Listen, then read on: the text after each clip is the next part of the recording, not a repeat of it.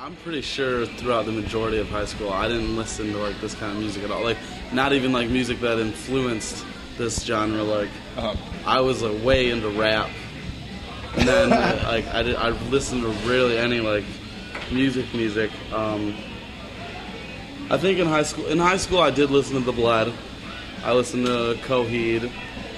Oh my gosh, As I Lay Dying, Static Lullaby. Like that was like last year of high school stuff. Were you a juggalo? No way. None of us. No. I was pretty much just like radio rap. What transitioned you into like heavier music? I'm pretty sure. Oh man, this is hard. I want to say like I had like a taste of it. Like I'd listen to like The Offspring, like in way younger years. Coheed, the Coheed album, and Keeping Secrets of Silence are three. Slipknot did it for me. Yeah. I'm a maggot for life. The first record? Oh yeah. Yeah, dude. That record was so. I was good too. Yeah. I mean, A lot of people used to talk smack about Slipknot. Like it was only like the outcast kids in high school that listened to Slipknot. But if you like go back on it and you listen to it, like they're pretty talented dudes. oh yeah. They really are. Like, I mean, for 9 dudes to be able to get together and like. Yeah, I saw Slipknot at like a arena like months ago, and it was probably like the most awesome experience I ever had. It was pretty badass. Really? Yeah. Like even you said just months ago. Yeah, like it was like in a stadium. It was actually with Coheed and Trivium, and the drummer Joey Jordison had like this sweet drum riser, and they'd like put him up and spun him like like this huge pentagram. But so you transitioned from listening to rap to getting into like really heavy music, and at what point did you decide that you wanted to be in a band or that you wanted to start a band? Well, I didn't know I could sing until like 2 weeks before this band started. Really? And, yeah, like I mean, after high school, I got my own apartment with my girlfriend and like started booking shows for like bands that he was in, and then I had friends in an old local band that were going on like their first tour, their first DIY tour, and I went on that tour.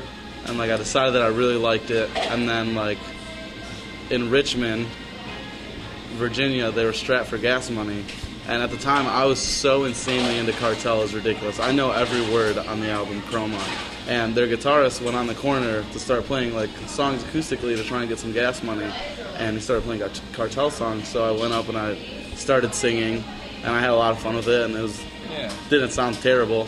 I went home after that tour and I tried out for a band called Allison's Hope, and I hope they see this. And they told me that I was terrible and that I should probably just, not deal with music anymore.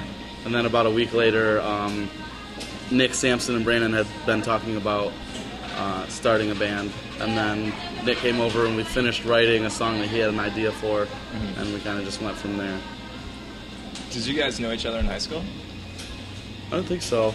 Well, I think we might have known of each other. Like, because Paul is like pretty like Mr. Popular among the people in band. Okay. Because his dad is a band director, and him and his brother are both just wild characters, so everyone kind of knew of him. And so how did all you guys meet? Well, me, our old lead guitarist and old bassist, actually, we've been jamming like forever. Me and our old bassist, like, we were jamming a band since I was 14, and we just, after a while, we well... I wonder if that got on tape. What's that? I wonder if that caught that burp. It was a nice one. Yeah, but actually, Nick, after our band from high school broke up, Nick, Brandon, and him started jamming and writing tunes and stuff, and then they got Zach, our old drummer got addicted to heroin. Oh. Yeah, so he was. I mean, it's nothing like any of us are. It just so happens like Paul was in a band with his brother when this band started, and he was originally our first choice, but he didn't want to bail on his brother, so we had to get a different drummer, and we were only with that drummer for about 2 weeks, and then when Paul's band finally, with his brother, just collapsed, coincidentally, it was around the same time that our drummer was addicted to heroin, so we let him go and then picked up Paul. But we only played we only played maybe 4 shows with our original drummer. Okay. What were the shows after that like? Every Drugs hometown and show, girls. yeah. Every hometown show was just like mad legit. Like Yeah? we've never had a bad hometown show. Like the other shows we played like upstate stuff like that. Like maybe like couple hours from home, and those were never bad. Like we'd get our like small crowd shows, like 30 people. Yeah. But like every time we moved closer to home, it was always good. So you guys felt like the Magic Stick? No, we Yeah, always play play the Modern. The Really? Modern Exchange in Southgate. Yeah, it's awesome. It fits a lot of people. It's a Nice fun venue. venue. Yeah. We know a lot of people, so all of our friends come out to see us when we're home and playing there and stuff. It's like 10, 15 minutes away from like where all of us live, so pretty convenient. At what point did things start picking up and you decided to take it on the road? Oh gosh. We kind of like we're planning on doing like hitting the road. Yeah, we never really waited for the demand of us to tour to come about before we started Yeah, touring. definitely. We just Went out there. Yeah, we just went out, like, not DIY, because thankfully enough, Cody at Love is Arson has had an amazing amount of faith in us since the get-go. We kind of just went out before kids knew who we were at all, and we would just play, like, random crap tours, just, like, stoked on 10 to 15 kids a night. Like, You get like we 3 played shows in a week. Yeah, we got like 2 or 3 shows in a week, like, and we did. I think at the most that we were touring, I think we had like a 6-month stretch where we were out for like 5 months of that. Oh, wow. Yeah. Doing 3 shows in a week? Yeah, not always. Like, a lot of the time, I want to say it was usually an average of 5, but tour schedule usually looked like show, off day, show, off day, show, off day, show, off day, show. We constantly had like shows falling through and whatnot when we first. Yeah. Like, Promoters got out. not paying you. Yeah. Yeah.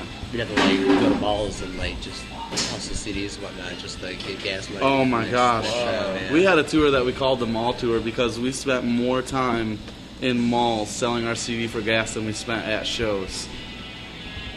I remember What? we what was that? The Ask Management tour, probably the most legit tour we've ever done, was 28 days and 14 shows. Wow. With that run again. No, that was with Crimson Guy. and Settle the Sky. Yeah. What are some memories that stick out from that tour? The mall tour or the manager? What did you say? 13 hours in the Carousel Mall. I don't even remember what city it is. I just remember not even being able to hear the term Carousel Mall without cringing. What'd you do in the mall for 13 hours? Sold though? CDs to get to the next city. What? Yeah, Yeah. pretty Mad much Nick open to Fitz. close. Yeah, Nick Fitz. Yeah, we were all broke. Yeah, it was. I mean, it was. If you want to see what the equivalent to like a real life Hulk would be, just wake up next to Paul if he doesn't have his morning cigarette, because he just I snaps. want my cigarettes. And that tour, like, none of us had cigarettes, and none of us had anything. We didn't have money to eat. We still don't have money to eat. I don't even know if I can say that on camera. We steal food from Walmart to eat. I hate Walmart, so that's totally cool. Yeah, dude, Walmart is they are a terrible company. I agree. The Walton family, on average, per member of the family that is into the business, they profit like $18 billion a year. And what's cool about Walmart structurally as a company is like they have this cool fund where like employees at Walmart can donate to this fund, and what the fund is for is if say one of the Walmart employees has a spouse that loses their job and they go through like financial hardship, they can tap into that fund and help their families out and make sure that they have what they need. And I think in 2001, the employees donated $2 or $2.4 million to that fund, which is cool because it was like it's them pulling together to help each other out. The Walton family didn't even come close to matching that. They donated $6,000 to that, and they make over $18 billion a year in profit. That's fucked up, dude. Yeah. they donate a year less than $250,000 to charity out of $18 billion profit, which they could just write off in taxes anyways. So I guess it's just our way of like sticking it. Yeah, we kind of we hate everything that Walmart stands for. So Me too. I commend you for that. Yeah. Actually. As a matter of fact, the CEO of Walmart makes like $12,000 every 10 minutes. Yeah. Or something stupid like that. Yeah. But yeah, I don't go to Walmart anymore. I don't support. We go there to steal their food. But that's I should. I hope we don't ever that. get like really famous and then I get sued for this. No. Yeah. Yeah. They don't give a shit. So you're still from Walmart, that's a plus. Yeah. How else do you guys survive on the road? We get $3 a day, usually for per diems. That goes to cigarettes. Taco Bell. Oh my gosh. Taco Bell saves our lives. Their value menu is on point. The $2 meal now. It's They have a dream $2 come true. meal. Yeah, it's like you get like, you know, like this is like a gordita, a beefy 5-layer burrito, or a double layer taco, or a gordita. and you get one of those items and a bag of chips and a drink for $2. That's a deal. That's a steal for sure. Wow. So I have to ask about Good Fight. The timeline. Where did they meet you guys? Oh my gosh, I think a pretty long while ago.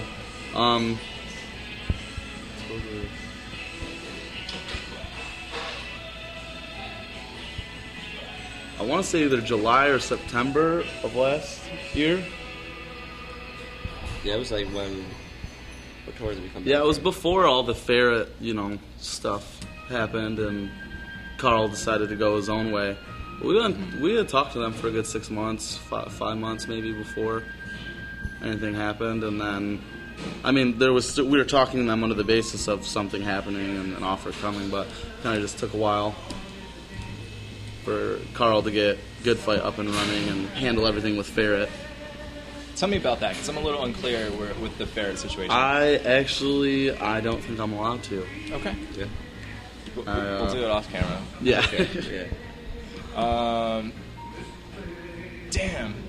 I'm trying to think now of. I know how everyone to- wants to know that. Everyone wants to know, So and it's I'll be as completely indirect as possible. well. I can say this. I can say that Carl Severson is such a good man that what it came down to is either him keeping the name Ferret, making however much money he was offered, or and with that came abandoning his team, and obviously this is the option he took.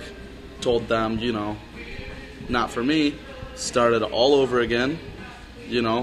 Bet a ridiculous amount of chips on this, and kept his team and stayed loyal and looked out for the people that look out for him. So that's kind of what happened. Because I remember getting a press release about it, but Yeah. yeah, it was still unclear then. But I think it's awesome because kind of goes, like, the whole undertone of that, and especially with the name Good Fight, is kind of like, it kind of plays into, like, how I feel, at least, about the industry, because I don't agree with a lot of the stuff about it. Even though I'm a part of it, I don't agree with a lot of the stuff that happens, and I feel cool to be able to be a part of something that's kind of like fighting back, Yeah, it's awesome. or People, taking like, a stance step on up and something. Do something different. What are some of the things that you dislike about the industry? Oh my gosh, that's like a box of worms. I don't like the fact that music is now being marketed with pictures of the people that play it. I don't like the fact that it's being marketed to an age that has no comprehension of anything other than what's in. I don't like the political aspects of it at all, which always tend to fuck something up. What about you? Much same stuff. Like there's just like nothing's ever for sure. Like everything's always changing. Like image is a big thing nowadays, and we try to stay clear from that and just let our music do the talking for us and whatnot. So yeah, it's just. What about bands that you guys play with? Do you come across instances where it's image over the music? I'm not sure that we've toured with any bands like that, but I'm sure we've played with bands like that. I mean, I have friends in bands like that. Yeah, I mean, they're still awesome dudes and whatnot, doing their thing, doing what they're like. I just don't like what what some labels have done with how attractive the members of their bands are. I totally understand what you're saying. Yeah. So what does this band stand for? What do you guys want to get across to people? We want people to know that you don't have to be pretty to make music. You don't have to be the norm to follow something that might be a normal dream. You don't have to have any particular stance on religion to be in. And we always want people to go out and not believe what we tell them, but at least go out and look for their own answers. And if they already have their answers, question them. Just to be sure. Do what makes you happy. So in your opinion, what are some bands that are doing it right? Bands who've been around for a while, who like Protest. Yeah. Every Time I Die. Like, I think of those two bands. Outlived the scenes in different fabs. Yeah, I think those two bands, in a completely non-fanatic type of way, like in me saying this, I think those two bands have done the best job in saying exactly what they want to say, not caring about stereotypes, not caring about a certain type of marketing. In every video they do, in every DVD, in every interview they do, they're just themselves. They play the music that they like making, and they're just themselves. They don't put on a front. They're exactly who they are on camera as who they are off camera. And I think that's awesome. Oh, yeah. I like Coheed. Coheed's really sweet. They've been on forever, too. That's our favorite band. Oh, yeah. Good stuff. Yeah. Coheed and who else? Just bands who don't really like Slipknot. They've been around for a while. Like bands who don't brand new. Bands who just don't put a stop and don't and just keep going with what they love and what they do.